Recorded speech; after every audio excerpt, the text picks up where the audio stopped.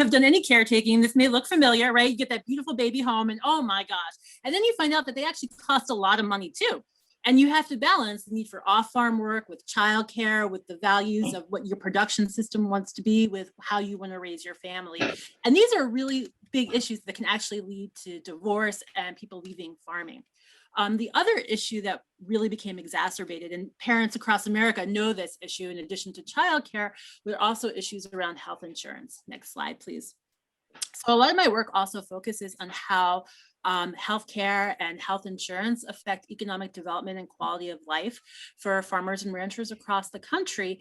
And the big elephant in the room that we don't often talk about with food systems is that the majority of the nation's farmers and ranchers work an off-farm job, primarily for benefits in addition to additional income. So somebody in the spouse has to spend that time off the farm. And so you have this issue with split energy and time.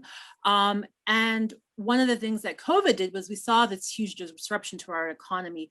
And we really need to reconcile with the importance of off-farm work, particularly in rural areas where the majority of farmers, we know from our research, are getting their health insurance through the public sector, through health, education, and government. And as there have been cutbacks and furloughs that affect the health insurance access, which then reverberates throughout our food system in ways that we don't always appreciate. So I think that these are just some of the interesting ways that it ties into larger rural development issues that I'm excited to talk about with folks in this session today and hear others' perspectives.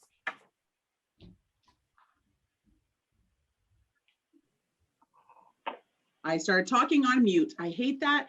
So thanks so much, Shoshana. I'll ask Yadira to jump in again and just kind of share a little bit more about yourself and your operation. And yeah. Hello, everyone. It's actually mute is a good thing because I started talking at the same time you started talking. And so if I hadn't been on mute, we would have been talking over each other. Okay. So I'm Yadira Ruiz, and I am co-owner of Sunbow Produce in Corvallis, Oregon. I'm also on the 10 Rivers Food Web board, and we are serving 3 counties here, really looking to improve our local food system. So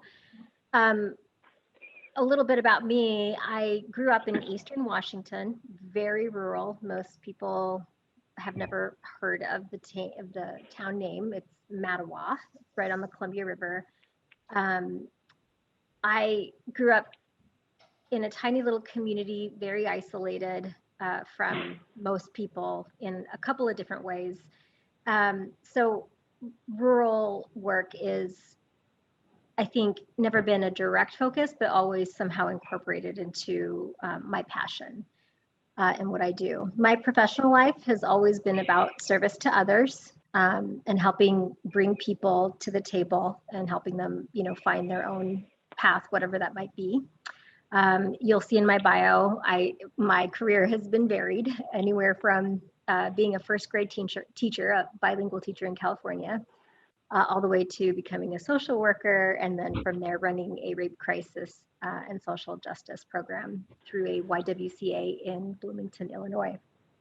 So for me, it's never been about any one single focus, but more about what are the diverse needs of the people who I have access to, and how can we work together to connect each other. Maybe I'll move on from there. For me, I didn't realize that the intense work of social justice advocacy and rape crisis advocacy, I didn't realize the toll it was taking on me. I did that for a total of about 10 years. And I found that I needed time away from that atmosphere and just putting my hands in the soil, sweating a lot. Illinois summers are intensely hot and humid. And I found myself preferring to be, working on my paid days off from the office on the farm, and eventually realized that I needed to come home to the Pacific Northwest and kind of figure out what it would look like for me to farm full time, because it's really what spoke to me. So here I am. let's see, about 6, 7, 8, 9 years in. And I think doing pretty well, really happy with my decision. My husband Nate and I farm about a total of 7 to 8 acres between 2 different locations. And the first picture, that's our little market room. And it's in an old barn. The place where we farm, Sunbow Farm, has been here for about 45 years. And a lot of the infrastructure is just as old, if not older. The second slide is a picture of our 9th Street location, and that's in the next town over, which is literally about 20 feet away from from Corvallis, from where I live in Corvallis. And this picture just illustrates how we incorporate not just crops you can eat, but also crops for pollinators, and also really look for opportunities to provide habitat for wildlife. So in the background, you see some tall grasses. I'm so sorry, my office phone is ringing. I apologize for that. And then the big oaks in the background, as well as, things not being exactly pristine, but that works for us. And then this last picture is just to share with you how beautiful it is out here. That's Mary's Peak in the background. And those are sunflowers that we use to protect ourselves, or protect our crops from wind, because we get really intense winds from the Pacific coast. So the sunflowers provide a nice protective barrier. And then just, here's some photos of some of the beautiful things that we grow. As far as our COVID response, for us, it was really at first an issue about our own safety, our own personal safety. We come into regular contact with people all the time, and our business doesn't depend on a farmer's market. We don't do farmer's markets. We do direct marketing through an email list and a weekly newsletter, which thankfully the owners before us had set up. So when we came into this, started this business, the landowners had said, we're going to retire, you can farm this land, and here's our customer base. Over the last 5 years, we've grown that customer base by about 3 times what it was when we started. And we already had it worked out because of Harry and Sherry, the landowners. They had already worked out a delivery system. And so the farm to doorstep delivery had already been, in the works. And we had been doing that the whole time. So for us, it was a strangely validating experience. And it just felt like, it felt scary. And at the same time, it felt like, okay, take a deep breath. We're on the right track. We can do this. So I'll talk a little bit more about our concerns as we move into the questions. But I think that's all I'll show for now. Thank you so much, Yadira. Lisa, if you want to go next. You bet. Thanks, everybody. So my name is Lisa Kivrist, and I am streaming to you from our farm and bed and breakfast in Serendipity in southern Wisconsin. I've been here now with my family for going on 25 years, but coming up from Chicago and urban suburban roots, my mom still calls this my little adventure detour from the expected route of having a job in a cubicle with a paycheck.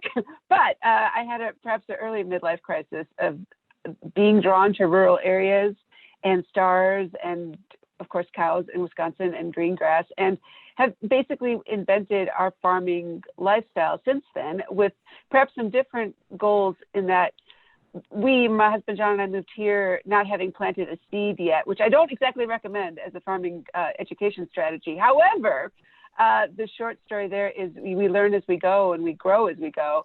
And our goal has always been to generate our income on the farm, but not necessarily all through farming, because again, we hadn't planted that seed yet. So we've always been diversified, and that really has brought us through the pandemic. We do a number of things on the farm of the bed and breakfast, and then we grow diversified vegetables and do a lot in the sustainability education realm. So I will share a couple of perspectives from some of my different lenses. First, the farm itself and our business is, it's funny, I brought something for show and tell if you can see it. I have these little index cards, like a journal I started a couple of years ago, just sort of a couple lines. So I've been doing this for about 4 or 5 years now. So it's cool because you can see like a couple sentences exactly where you were a year ago. And it was a year ago today on April 21st that I was reading from last year that I think COVID set in for me, like, oh, this is not going away. Oh, we need to regroup and reboot and everything in some ways. So it was like a year ago, we were really amping up our wood supply because normally we're pretty footloose Wisconsin farmers who like to go somewhere warmer in the winter. And we sort of had a feeling that may just not be happening. Let's stock up on wood. Started really consciously reinventing some programming and some things here and made the decision that we are probably not running the bed and breakfast this summer as in last summer. And we're in the same boat this summer. So for folks like ourselves who run agritourism businesses, it's been tough if there's things you're doing that are in your house or in places that couldn't be safe. We are in a 4-square farmhouse. It's a very integrated experience when you come stay with us, and it wasn't something that we could just do in a different way or reboot outside or something like that. So that was both a big income shift and lifestyle shift for me because I'm just used to hosting people on our farm, and for that to go from busy to zero was tough, but it also felt very right. It wasn't anything we questioned because this was the safe thing to do, and bunkering down was what we needed to do. So we pivoted with the farm into other areas of doing more direct produce sales because we had produce that typically went to the B&B, but we found folks locally in our rural area who had really special dietary needs. So a CSA wouldn't really work for them, but ordering exactly what they needed worked. So that worked well on the farm side. And another part of our farm story via the pandemic is we've just always lived really lean. Those jobs we left way back when and paychecks taught us a lesson early on that the less we need, the more freedom we have. And so we've always been debt free. We've always been very self-sufficient, both generating our own power. For example, we run the farm on solar. So that gave a boost of resilience heading into the pandemic in that we knew we could live on really little if we needed to. And that gave strength there. So you see, we've done a lot of retrofitting on the farm. The building you see, there's the granary. It's the old 150-year-old granary that we retrofitted with straw bale and use it for greenhouse growing space.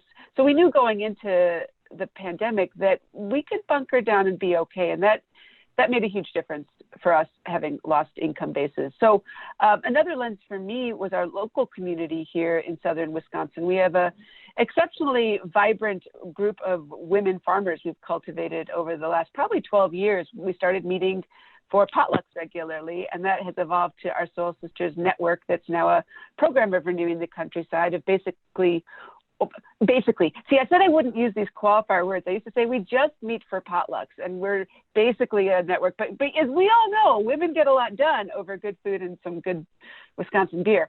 So it was very vibrant, and obviously things changed a lot for the women here locally based on what cards you had when the pandemic felt. You know, people who had a lot of restaurant sales, wholesale sales, dried up immediately. Farms that were already doing direct sales, a lot of the grass-fed meat operations around here have been going gangbusters because folks have been seeking out more direct sale opportunities with their farmers. But what that taught me more so was the fact that we had been regularly connecting for over the last decade is we had that backbone of community amongst our local women farmers that was huge. And even though we weren't meeting in person and we were each in our own way kind of bunkering down, just the fact that you knew there were people bunkering down around you and going through the same struggles meant a lot and continues to mean a lot. And it's committed me even more so to the importance of growing community in the good times, because that's what's going to hold us through during the tough times. So, and I'm happy to chat more about this because I've seen women in my local community take amazing risks during the pandemic of starting new businesses that on surface level people would say is crazy, but partly why not, and partly why not now, and are doing really well. So I think the pandemic has spurred particularly women to follow those dreams that may have been stagnant or overthought for many years. It's like, now's the time. And then lastly, my third lens is working in education with women farmers. I do a lot of farmer training and writing in this realm. And yeah, that had to pivot really quickly because we weren't doing in-person field days. I think, and I'd love to chat more about this and get other input on it. We have embraced online education, and I think it's here to stay in our rural areas, and there's a lot of benefits from that. I'm not by any means saying we need to give up the in-person going back on the other side of the pandemic, but we have curated ways to connect and disseminate information and ideas in a way we never had a year ago. And I think that can be huge for our rural areas. A shout out Gabrielle and American Farmland Trust, and in partnership with the University of Vermont, I'll stick this in the chat, developed a quick but incredible resource polling different women landowner training programs and facilitation across the country, and how we all reinvented under COVID in the online space. So different resources like that are popping up too, and I see a lot of good coming out of that, although a lot to process in the meantime. So that's me in a quick nutshell, and look forward to the conversation. Awesome. Thank you, Lisa. And yeah, our last but not least, since I don't think LaShawn is joining us, is Amer. If you want to jump in. Hi, good afternoon, everyone. My name's Amer Smith. My kids just pulled up from school, so I'm probably going to get distracted here in a minute, but maybe they'll behave and remember that mommy was going to be on the computer. I think that was something, you know, we've all experienced, those of us who are educating and creating space in rural places. This last year was a big pivot, and I agree with Lisa that, you know, I think the opportunities we learned that we can create and hold virtually are here to stay, alongside of going back to what we were all doing in person. So I lead and develop the Women in Ranching program for the Western Landowners Alliance. I've been doing this since January of 2019 in an official position, but it was my own experience with participating in a circle of women in ranching that spurred me to want to bring that back home here to Montana. So I spent, probably 8 months fundraising and finding facilitators to host the first circle here in Montana back in the fall of 2018. Up to this point, I had been in rural ranching agriculture for 14 years, and participating in a circle of women in ranching was the very first time I had felt heard and valued and appreciated for exactly who I was, for exactly what I brought to the group, and working with other women. At this point, we are supporting a counter narrative that the West is not and was not and never has been womanless, that we need our women at the decision-making table, that their voice brings an experience and a diversity that helps make better decisions and move land forward. Right here. It's in this drawer. Yeah, so prior to COVID, the program was really formed on the basis that when you gather women in person on land, amazing things happen. So we had hosted six circles in 2019 in Montana, New Mexico, California, and Colorado. We had big plans for 2020, and then COVID happened. Nice. Okay. So we redirected. Anna Pratt, would you mind muting yourself? I'm sorry, it's a little bit distracting to try to talk with the background noise. So we started gathering women through our community check-in calls virtually. I was unsure if really busy rural ranching women would find time to participate. So I was prepared to sit with myself, honestly. And our very first call, we had 6 participants, and then it very quickly grew. So we hosted those throughout last year, and then last fall hosted a virtual confluence that brought women together. The vision was for the West. Western Landowners Alliance works in the American West, but we gathered women from across the US and had Canada, Mexico, Argentina, and a few European countries represented as well. So like I said, I fully agree with Lisa that moving forward, there's, it only makes sense to gather virtually and gather in person. You can really do both well. And, this program exists to connect and support, educate and inspire a growing network of social capital in agriculture. And virtual opportunities definitely are in support of our mission. So alongside of the work that I do with women in ranching, my husband and I steward Antelope Springs Ranch here in eastern Montana, and it is 53,000 acres of mostly native rangeland. So when we talk about small and medium farmers, I'm sure those of you who are back east, 53,000 acres sounds incredibly large. But in marginal, low production rangeland country, this land feeds ourselves and one employee, which is startling.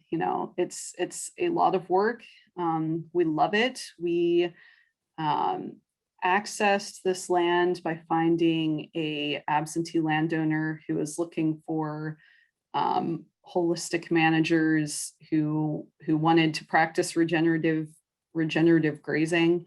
So we wrote a business plan, and we've been here for 7 years and are leasing the ranch with hopes to continue that relationship. So for me, the reality of needing to create space for our Western women to come together, to explore what their hopes and aspirations might be, to find a community of support who says, yes, you absolutely can do this. Yes, you can build the skills and the knowledge base to move your business or your family, whatever your hopes are forward. I understand that because, most of these women are on their ranches full-time, raising families. A strong group of our participants are homeschooling kids. We have a lot of women who are direct marketing. All of that is a lot of work. And so to be given a couple of days where you have the permission to leave all of that behind and to be with a group of other women who understand what you are doing and why you're doing it, we've just seen really great things happen. So that's a little bit of my story. I think what I saw with women in ranching and here in my home community at Cohagen, when COVID hit, rural people are used to isolation, but it was quite different with COVID. So typically we're helping our neighbors dock lambs and brand calves and, are engaged at least monthly in some hands-on agricultural ranching activity together in community with others. And since COVID happened, that has really changed. And when we have had to do work with neighbors, like I don't even get to serve lunch anymore. And that's a big part of community and stewardship, is sharing food together and sharing time together. So it's just looked really different, and particularly for our rural elderly residents, their families had to be really, really careful. And it was very hard when folks ended up in the hospital and all of the family roles are shifting to try to cover all the different jobs. And someone's trying to get to town to make sure grandma and grandpa are getting better. And yeah, you know, it absolutely has brought challenges that are unique to rural communities. And here we are, hopefully moving forward and having learned a lot. So thanks for letting me be here today. I really appreciate it. Thanks, Amber. Great introduction. You've all done a really nice job kind of highlighting a lot of the themes that we'll keep picking up on. I just show this last slide and then I'm actually going to stop sharing. I'll be sure to grab that information around contact. Oh, it looks like I forgot to add Amber's in there. Ways. I'll make sure to share our contact information in the chat box, and Rural Assembly, I'm sure will always be happy to connect you with us at a later date. But what I want to do is, you know, just kind of move it into more of a conversation. Like I said, we've got some framed questions that we wanted to ask our panelists. I see there's some notes here in the chat, which I haven't had too much of a chance to look at, but I do encourage folks to introduce yourself, tell us where you are, tell us how you've been responding to and dealing with the COVID crisis, and feel free to add some questions, and hopefully we can kind of weave some of those throughout if we have time. Some of our wonderful panelists already kind of started to get at this, but I think I want to just sort of like kind of pull us back a little bit and ask this question around what vulnerabilities were exposed by the COVID pandemic related to, you know, our rural communities, our food system.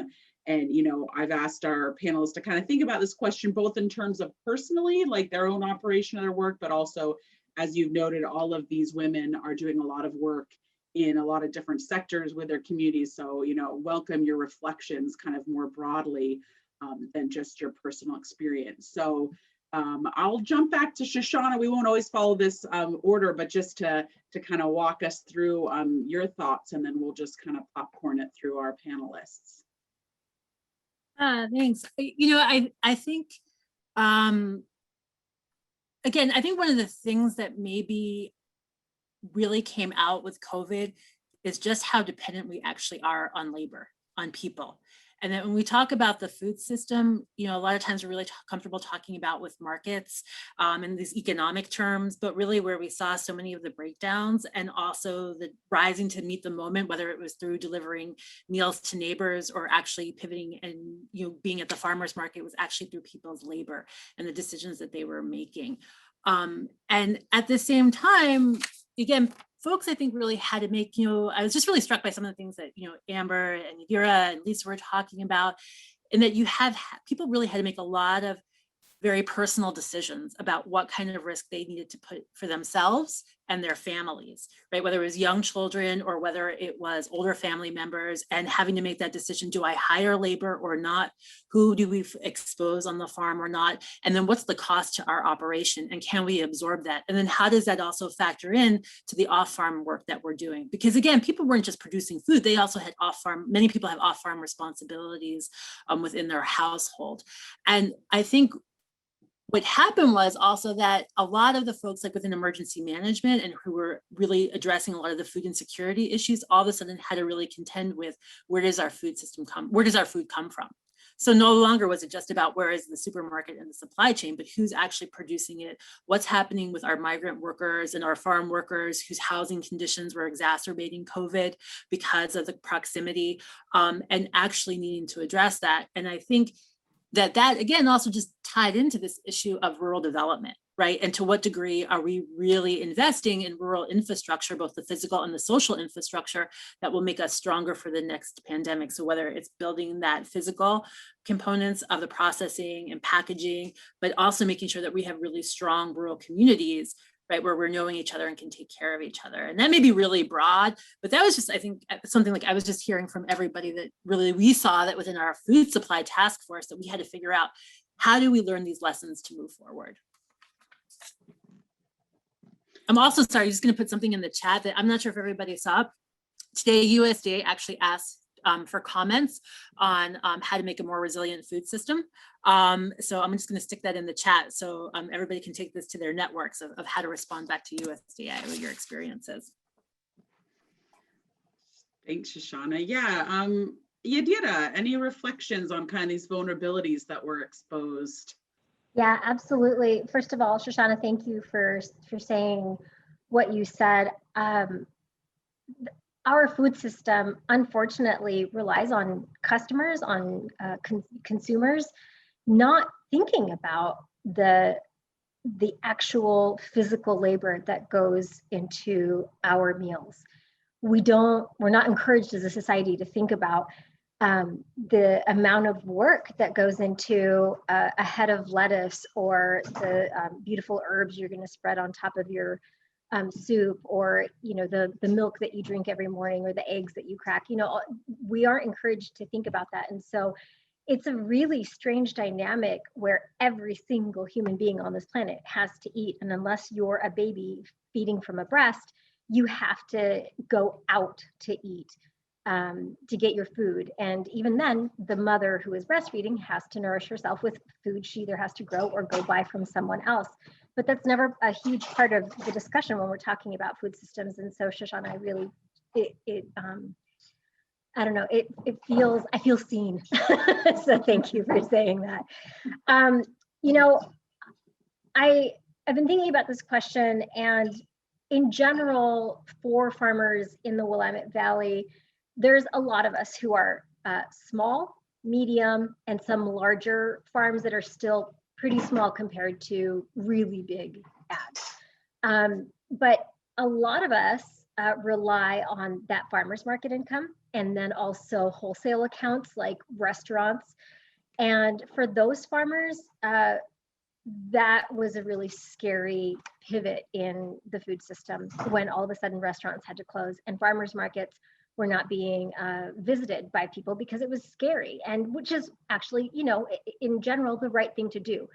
Stay at home, try not to go into places where there's going to be groups of people, and bless the farmers market people for really doing everything they can to instill a sense of safety and security, and encouraging farmers to set up systems so that their exposure to other people would be greatly reduced. And I know all of this just from conversations with other people. Again, our farm doesn't participate in farmers markets, and our wholesale account focuses on grocery stores and not restaurants. So we personally didn't feel those two cracks in the system.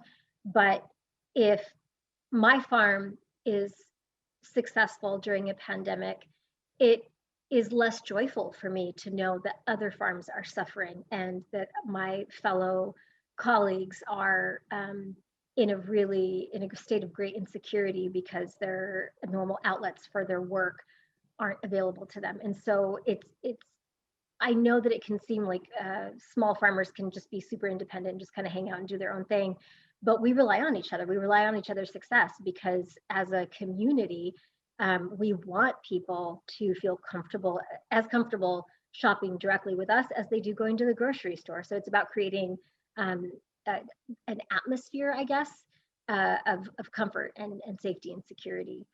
So, and in regards to our customers, it's so interesting. It struck me that the vulnerability that I saw with them was isolation and loneliness. And it was normally when I do my delivery routes, I have, like in the past, it was like 10 to 13 deliveries. So really no big deal. My delivery route tripled sometimes to up to like 35 in that normal slot, which was really overwhelming for me. And at first I found that I literally had people like running to the door when they would see me approaching, like, oh my God, a human being, wanting to interact. And then it was really hard because we were doing no contact deliveries. And so trying to figure out how to maintain a relationship with people when I'm trying to be aware of my own personal safety, their own personal safety. I know that I'm going around town to 30 different households. They're safe in their home. They see me, they're like, oh, it's a person I know. The idea is, oh, this is a safe interaction. In my mind, I'm thinking, no, you don't know where I've been.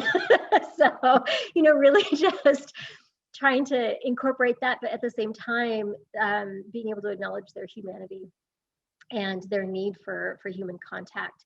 So for the opportunity that I was able to incorporate into that vulnerability was using our, the internet for, and our customers have to have internet in order to access our food. So really cultivating a relationship with people, like extensive emails, thank you letters, notes. I did Christmas cards. I don't have time to do Christmas cards, but we did Christmas cards this year to everyone who put in an order that particular week got a handwritten Christmas card. And, that's what it was for us, was just really letting people know you as an individual contribute to our greater well-being. And so that was just important for us to do.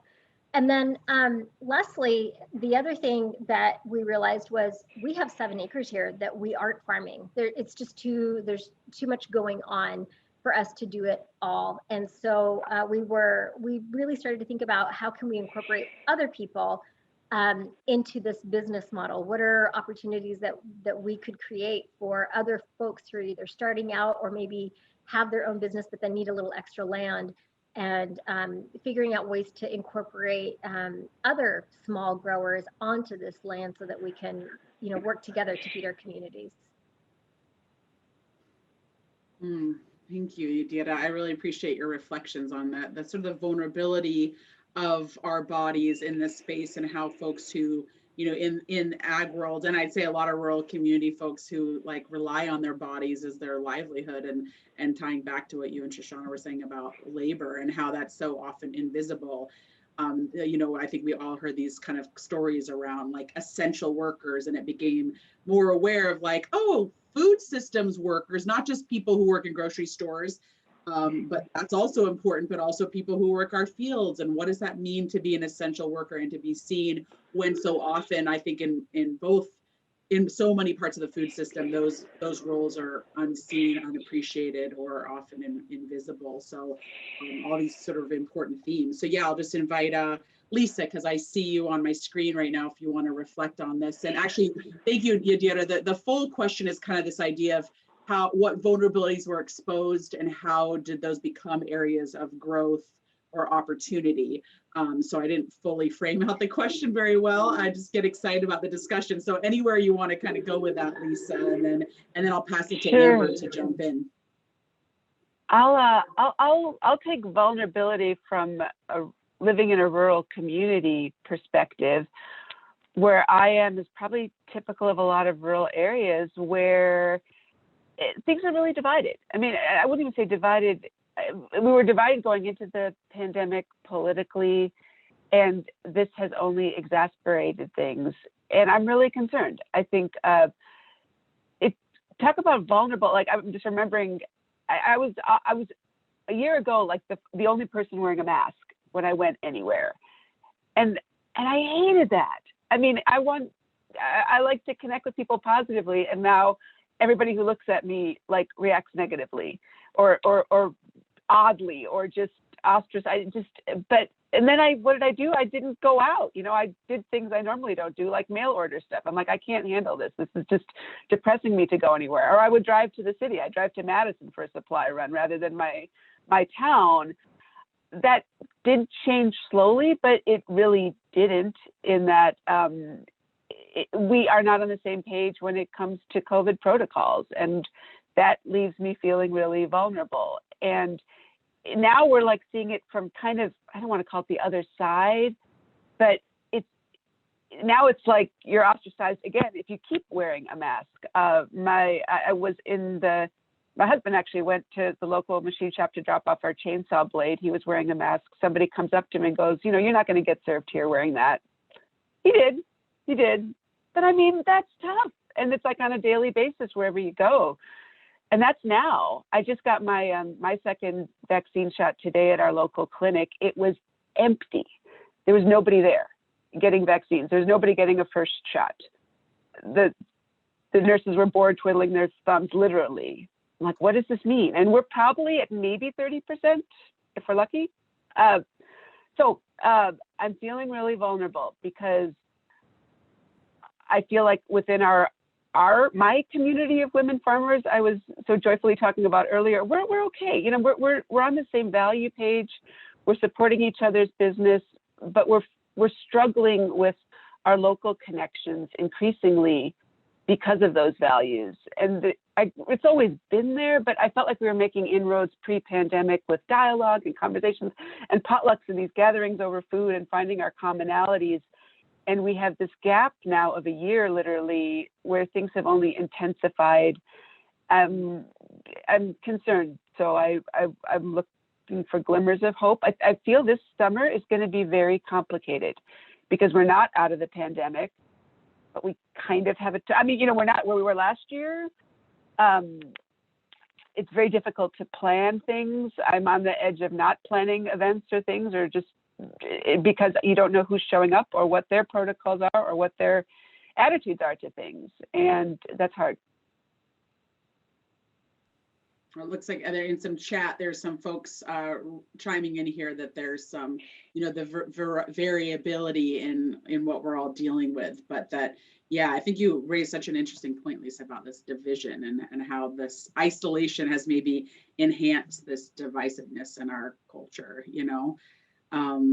Lots of threads. Amer, if you want to add to this conversation. Yeah, so Yadira brought up customers not thinking about the work involved in food. And I think, or my experience in agriculture is we've also done that successfully with those of us in agriculture. So we've siloed our farmers, we've siloed our ranchers. We grow our grain here, we move it to here, we bring our animals. So there's all of these people along the chain who are participating, but there's not communication along that chain. And so what I noticed for the women in ranching community, you know, when processing facilities started to close, there was a lot of different things happening. So the women in our network who are direct marketing to customers, their business boomed. The women in our network who were mostly marketing to wholesalers, their business crashed overnight, and they had to suddenly figure out, how do I move all of these pounds of frozen meat in a different direction? And then you had those of us who don't do either of those things, and we're on the commodity side, meaning we're raising livestock. Those livestock are being, half of us livestock are being sold once they're weaned, and other people are taking the risk in the process from there.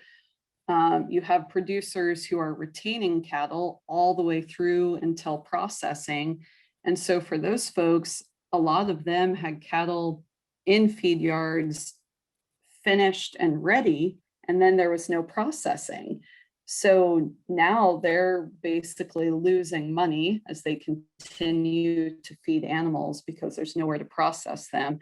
You know, and for those of us who hadn't sold calves yet and are looking at the market, you know, it was very, very unstable. And I think the positive is it starts making everyone ask questions. How does my food get to my table?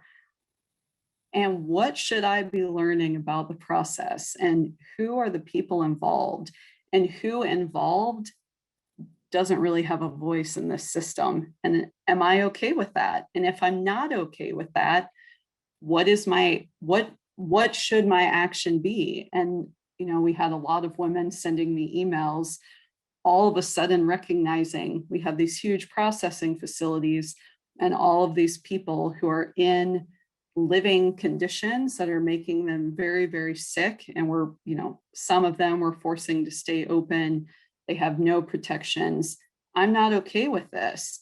And yet the system I participate in by raising livestock, I am supporting this. What do I do? You know, these are huge systemic questions that have very, very, very complex answers. My concern is, as you know, things have stabilized and we're going back to normal, I do not have a very positive view that people will remember their lessons. We will get busy and move on. But I hold a glimmer of hope that we will continue to ask questions about how can this be better. And Shoshana, thank you so much for sharing that survey. I'm really excited to participate in that and to share it with other people. It is wonderful to have these conversations and ask these questions. And I have to say, you know, as a woman who, I'm a white woman, I'm part of a dominant culture. And when we start asking questions, for me personally and for my family, there's been a lot of emotions ranging from fear, guilt, shame, uncertainty about what actions we should take, uncertainty, do we keep asking questions and digging? And I think that's okay. Participating in the process, finding other people who want to participate with you in the process. It's really important that we do this. And this last fall, Women in Ranching had the great opportunity to work with Nikki Silvestri of Soil and Shadow. And these are the things that the community was bringing up, and there was a lot of emotion. And Nikki's continued comment was, keep asking questions and spend time learning before you jump into action. I think, and maybe this is women, we are action oriented. We see the need, we do the deed, we try to figure it out. And a lot of times in that very quick action, a lot of mistakes are made and people are harmed unintentionally. So I was thankful that we were able to utilize her skill and her wisdom. Not that it gave us a lot of answers. I mean, basically the answer was keep learning and keep growing. COVID opened up all of these things that are true and that are happening, and that we have very conveniently created narratives and created a structure that is quite sound in keeping us separate from where is our food coming from, who are the people that are doing the work, getting it from land to my plate, and what do I need to know and what do I need to learn. And I will also say it is a privilege to get to have time and space to have that inquiry. And there are many people in our country that don't have the privilege to have the mental or emotional time and space for that kind of inquiry. And golly, it was really early on, somebody mentioned I wrote it down, who is the next generation of land steward? And really what we're seeing in the American West is, which was heightened dramatically by COVID, is people coming, buying up land that is priced. So if agriculture production value is doing this, land value on a graph is doing this. And so land value is so out of place with agricultural production that the people who are currently here stewarding the land usually can't afford to purchase land. So we have other people coming and purchasing. I mean, Montana is still insane. And even our suburban Bozeman, I don't know if there's a house left on the market in Bozeman, and farm ground is turning over. Subdivisions are being built. You see the same thing, and particularly like around Jackson Hole, Wyoming. We have friends who ranch down there, and the houses since COVID have now come over the hill and are coming down to the flat, which is where their fence line begins. So there's a lot of questions to ask about who's going to be stewarding these lands in the future. How are we going to get people access to land who, if you are beginning, if you are young, if you're just an average American, which I consider myself, it is very hard to access the necessary capital, to access land, to get, get equipment, purchase livestock. And so our example, I mean, I will probably never own land. We lease land. We graze other people's cattle. So for a very long time, we didn't own any livestock. We have very, very limited equipment because that's a big money suck, is iron that's rusting in your shed. And we're young producers who are able to be on the land. And so that has taken like a complex assortment of relationships and partnerships. And when we first got the lease of the ranch, we could not find a bank that would give us the necessary capital to get started. And so our custom grazing clients prepaid part of their summer grazing fee in January so we could pay the first installment of our lease. So if we had not had those relationships and, treated people well and lived with a strong sense of community, this opportunity wouldn't have happened for us.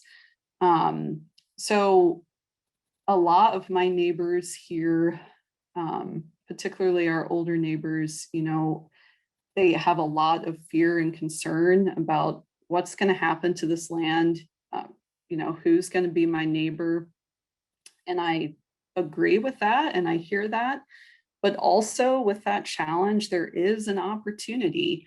And as you have different types of people purchasing land, there are great opportunities, particularly if you get a landowner who is learning and asking questions about soil health and good stewardship and what should I know and what should I care about. Getting young, beginning, transitioning farmers and ranchers access to that land. And so that's going to take a different skill set. Caring for land and livestock is one skill set. Growing your courage and confidence, resume writing skills, business planning, knowing your numbers, being able to present to people who are very different than you, people who are absently wealthy and bought a ranch for the hell of it. That's a whole nother skill set. And I think my enthusiasm for women on the land is that I see women quickly gaining skills that they know they need to take advantage of the opportunity. Yeah, sorry, I went on a long time, but all of these things excite me. Yeah, and there's so much, you picked so many important kind of themes there that I think are critical to this conversation. I know Shoshana has some insight here on the kind of land access and next generation, but I think it fits well kind of into, I'm going to kind of shift into thinking more along the positive, maybe we're framing kind of lessons learned about what we can do, since we kind of answered our first two questions together. So the question that I asked our panelists to think about before today was, thinking that we're moving into this new normal. I think everyone has articulated the fact that we're not out of the pandemic yet, and things look different and weird and scary, and it's very different across the country, but we are emerging somehow from where we've been with the pandemic. And I think there's some new normal that we're facing. And so I'm asking our panelists to think, what resources or support, and this could be both kind of at a policy level or a community level, do you think that you and the communities that you work with that really need, that will help us remain and kind of enhance the resilience both of our rural communities, our natural resource managers, farmers, ranchers, because I think we all who are sitting here on this panel can appreciate the fact that we are likely to meet new challenges, if not pandemics. We'll face global climate disruption, as well as other kind of economic and environmental challenges that impact different regions, and certainly rural and natural resource-based communities all the time. So with that, I want to just kind of ask them to kind of think about what lessons learned and what ways could we take what we've learned here and hopefully drive positive change to create more resilience in our communities. So Shoshana, I'll pass it to you first. Thanks, Gabrielle. So I think one of the big lessons is like our dominant food system is incredibly efficient in that it's really cheap and it moves food around really quickly, right? But we saw with this pandemic just the risk of how there's risks to efficiency and the ability to pivot. And I think when we're thinking about responses, what we're really also hearing is it needs to be both a top down and a bottom up approach, right? We actually need both of those things working together.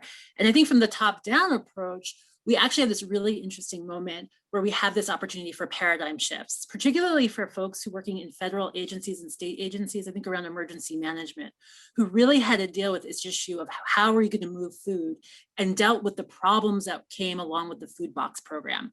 So we didn't actually talk a lot about that, but there were a lot of issues in terms of the sourcing and the distribution of those food boxes, right? And really, I won't get into it right now, but I think within folks like FEMA, EMA, they're starting to think and they see the importance of having regional food system infrastructure, right? But to have that, we also have to be investing in all of the things that Amer and Yadira and Lisa were outlining that it takes to support the people in those actual operations. So I think, how do we move just out of our USDA silo, right? And start kind of thinking maybe about like a larger type of food policy council organization at the larger level, right? And how does that also involve like Health and Human Services, Department of Transportation, Department of Energy, right? Because these things, we need all these agencies working together and in order to support our young farmers and that transition and all the things. I think from the bottom up, it's interesting, Lisa, when you were talking about these divisions and how are we going to address those, with this work I've been doing on health insurance, one of the things that struck me as I talked to farmers and ranchers across the country, it doesn't matter what you grow or how you grow it, everybody has a family that they love who they want to be healthy. And all of a sudden, where do we find these connections, right? And I think when we start talking about health insurance in a way that's not political, right, and childcare, things that every family has to address, how do we find those things that are actually going to be about quality of life, about economic efficiency? Because if we really want to create economic development through food and agriculture, we actually have to talk about the quality of those jobs, right? And they're not removed also from larger policies. So as these conversations are happening right now about infrastructure, whether it's the physical infrastructure or infrastructure around caregiving work, right? Like, how is that going to matriculate in rural areas? And what does that look like? And how does it look similar or different than it does in urban areas or suburban areas? Because ag is tied to these larger issues, right? We can't divorce them from each other. So again, it's that bottom up and top down that I'm excited about. And I think, one piece too that Shoshana, I know you think a lot about is that, the next generation of farmers. I know at American Farmland Trust, we've done a lot of work in this space, thinking about this sea change that's happening, that's impacting rural America and certainly urban America too, but our transition in our farms, right? Amer, you kind of point to folks moving into rural communities, but also we know that our population of farmers and ranchers is aging compared to the demographic of the country. And so we see that there's going to be all this land that has potential to transition. And at AFT, we talk a lot about that as a threat. And we have a whole farms under threat kind of effort that looks at this, but really kind of thinking there's an opportunity to bring people back to the land, both in agriculture, food systems, and rural communities, which I think is such an exciting opportunity. But to your point, Shoshana, I was like, what's the quality of those jobs? What's the infrastructure to support people's whole selves in terms of health and family? In a lot of rural communities that has been gutted and is hard for people to kind of access resources in the same way. So I think there's all these sort of critical pieces that are so important to pull on. So maybe I'll tag Lisa next to respond to this question. Yeah, I'm laughing because folks who know me know I'm a very positive person, and I don't mean to keep being negative in this conversation. But in our rural areas, I don't see like this embracement of change. If anything, it's going the other way of nostalgia and how things were, and we want to go back. My local chamber of commerce, I remember when I moved here 20 years ago, had this like campaign of Monroe, we bring you back. And it's a really quaint town, and I get it from a tourism perspective. And then I just noticed last week they brought all those banners back, like Monroe, we bring you back. And I'm like, well, where are we going back to? 20 years of, So I hope we have that. And my big positive nugget in this, I really see rural women stepping up to the leadership plate. I think we are in voluminous numbers who want to see that change happen, and we realize it's happening on the local level. We've got many more progressive women running for county board where I am. One just recently ran for judge. She lost, but she was really close, and that's huge, you know. And school board and state offices and all of that. I think there's a lot of rural women who do see that we can't go back to where we were, and are really stepping up to the plate, and the need to support them however we can is going to be huge. But I just, and as we all know, with women running for any office, it's asking other women to run. It's when there's openings that we see on various committees or local land and water conservation committees or whatever it might be, to just keep asking other women is the key. I've seen that work. It takes, they say, well, the research out of Vote Run Lead is that women need to be asked 7 times before they run for something. So consider this the first ask, and we'll go from there. But I do see that changing on a positive note. Lisa, do you want to, I was hoping you might touch on sort of the cottage industry too, of kind of local foods. I know you've been really involved in Wisconsin around like local food production, baking, and food preservation. Are there any signs you see around that kind of like the value added that you would add sort of lessons learned, since I know this is something you do a lot of? I was talking about my obsession with cottage food products. These are state-specific laws, folks might be familiar, that allow you to produce specific but non-hazardous things out of your home kitchen for direct public sale. Just about every state in the country, except for dear New Jersey, has one of these laws now. And we've seen just a boom in the growth of these cottage food businesses during the pandemic. And that's a real positive note. So thank you for reminding me of the positive. I mean, it's almost exclusively women, or very women dominated. It's both urban, suburban, but also rural. It's empowerment of going from baking your bread and giving it away all your life to becoming a food business owner, literally overnight. And most states that track this have seen 50% increases in the number of new cottage food entrepreneurs. We saw this movement, and Renewing the Countryside, we organized the first national home-based food entrepreneur conference 2 weeks ago, and ended up with over 900 people, almost all women, in the virtual space. So huge opportunities there.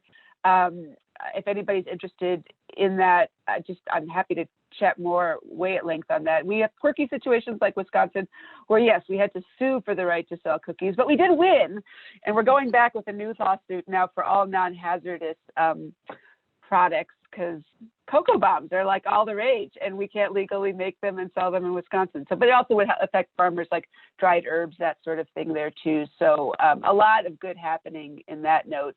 And the whole food freedom movement now of there's 12 states now with pending legislation. I use that term briefly, but it allows you to do more than making cookies in your home kitchen. We're talking, various forms of meals and other things that are enabling us to do more value added from our homes, and particularly our farms and rural areas. So that's a game changer during the pandemic. Awesome. Thank you for that, Lisa. Yeah, maybe I'll ask Amer to go next, just because it makes me think of some of what you've shared on the meat processing side, and you might have some other thoughts there too, and then Yadira as well. But they're just kind of thinking about some of the positive lessons or inputs that maybe kind of point to where we could build towards. Yeah, so one of the really exciting things that's been happening here in Montana that was really started because of COVID is funding from the state for more regional processing and for butchery and processing education at our community colleges. So I'm about 80 miles from Miles Community College. So they just started up an apprenticeship program. I want to say it's 4 or 5 years of funding. They hired a great woman to lead the program, which I love the idea of seeing more women in that space as well. But that has always been a constraint in Montana, and I have no doubt really everywhere else in the West, you know, our processing has become just a handful of huge processors. And so unless you have 1,000 head of cattle a day, you can't get space at those processors. And then the small regional processors, our closest grocery, Jordan, is about 36 miles, and we have a little processing facility in Jordan. So they can process our products, but it's not USDA inspected. So then legally, my husband and I can't sell our beef. And so we always get an animal or two processed a year. Honestly, we gift it, we eat it.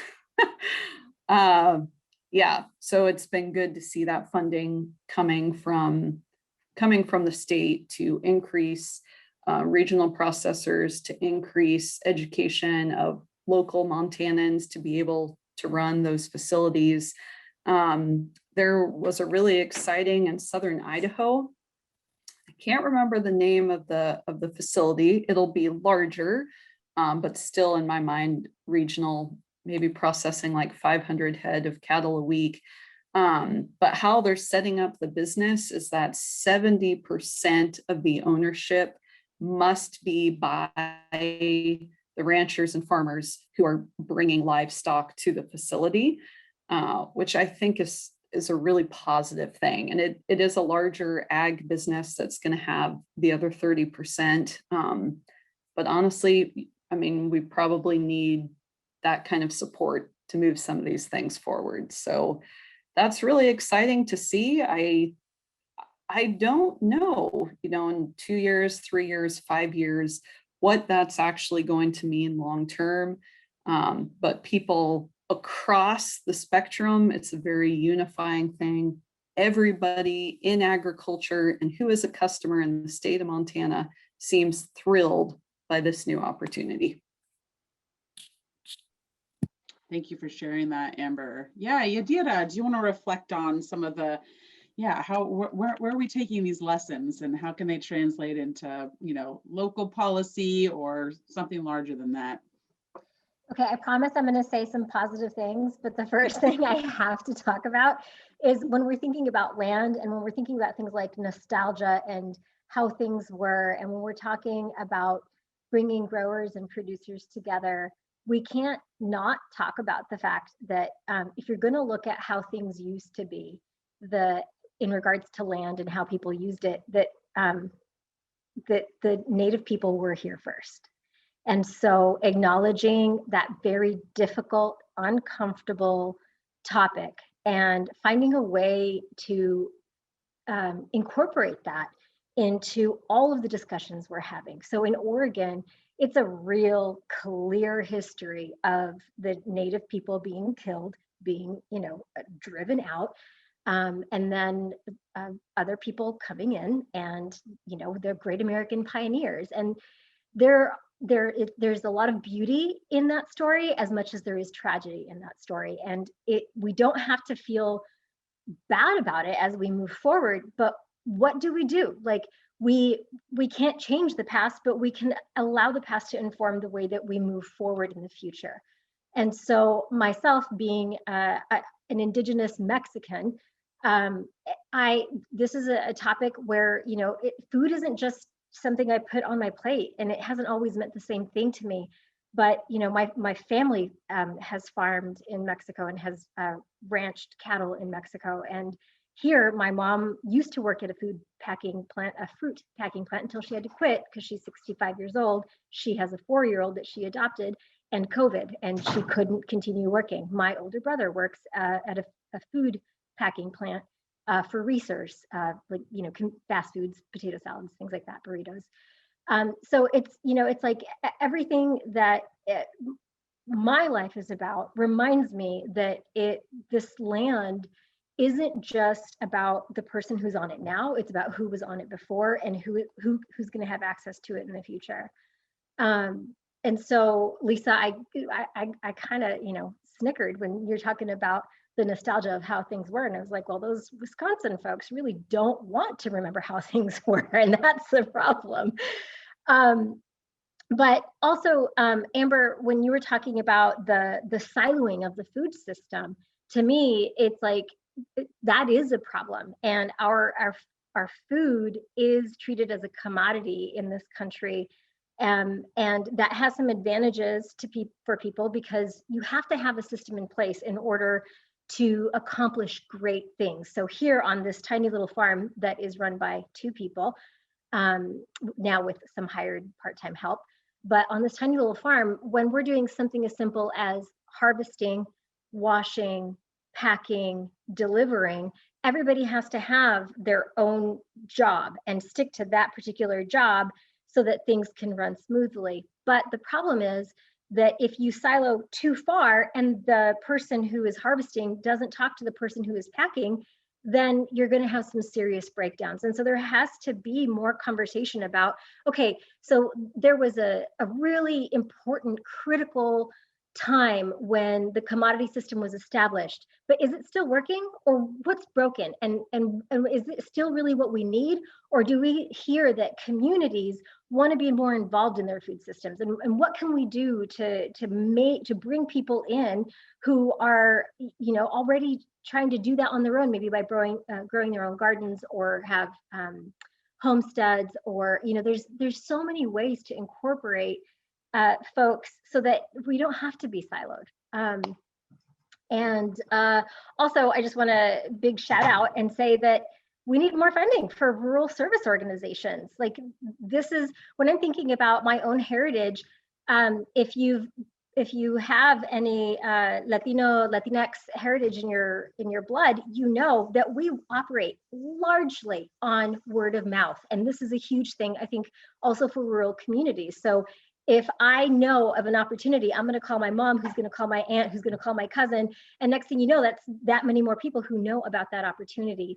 So, and I do believe that that's one of the main positives about rural communities is word of mouth can be very effective as long as you can get the information out there to begin with, and then establish that trust so that it's disseminated in a way that makes sense. Yadira, we're all putting you up for office. We've asked you 3 times. We need 4 more. You guys, I'm applying for citizenship this year, so it could happen. You're paving the way. Well, I'm almost like hesitant to jump in because I feel like you have said so much of what needed to be said and done it so articulately. So, that's sort of like the framing. That's the thread of our questions. We don't have a ton of time left for this session, but I did just want to give a moment, since it's not a huge group of us and we're on Zoom, people can jump in. If there's someone who has either a burning question or just a reflection. Again, we don't have a lot of time, but I know people have been joining in the chat to share some of their own experiences, but I just welcome someone who wants to take themselves off mute and share something or ask a quick question. I'll welcome you to do that.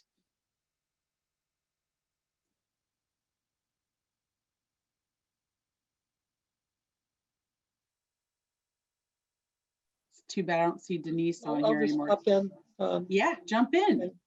I just love the concept that all you guys are bringing women in circles. I think that's awesome, so that you can support each other in what we're doing, and I think that's where we find our strength, is with each other, supporting each other, and cheering each other on. Thank you for all your hard work you guys have done. Amazing. Thank you. Thank you, Janet.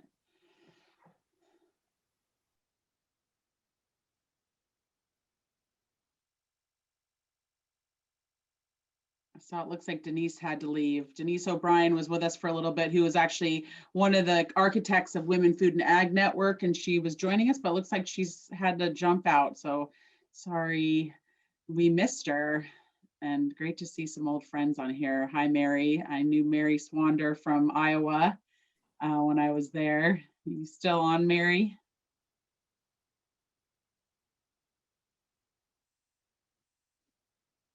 people have to look. Mary's done some amazing art and theater works in the realm of food systems and rural communities. So really was our poet laureate in Iowa for a time, and has done a lot of work in this space. So I'm sure all of you here could share your own stories about what you've done. And so I really appreciate everyone joining this conversation. I've learned so much just to be a part of this and kind of get to include these wonderful women, some of whom I've worked with closely, some of whom I want to. So it was a great chance just to get to start and continue conversations. I would encourage folks, I did put our contact information in the chat box. So, feel free to get in touch. Janet, we've got learning circles with American Farmland Trust in various parts of the country. Amer has similar learning circles with women in ranching. There's Women Food and Ag Network. Lisa does some of this work in Wisconsin. So depending on where you are or anyone else, please kind of reach out to us, because there are resources to connect you to one another in other ways beyond this conversation. But I appreciate the reflection on what the opportunity is. And I think we're going to continue this thread here at American Farmland Trust and with our partners about kind of what can we learn from this moment in time that hopefully allows us to emerge stronger and more resilient. But to the points I think that so many people have brought up, it has also echoed the disparities in wealth and resource and land access in history of, Yadira brought up colonialism and slavery and all the things that are sort of the foundation to our society that we have to kind of reckon with what it means for going forward and what that means about our food system and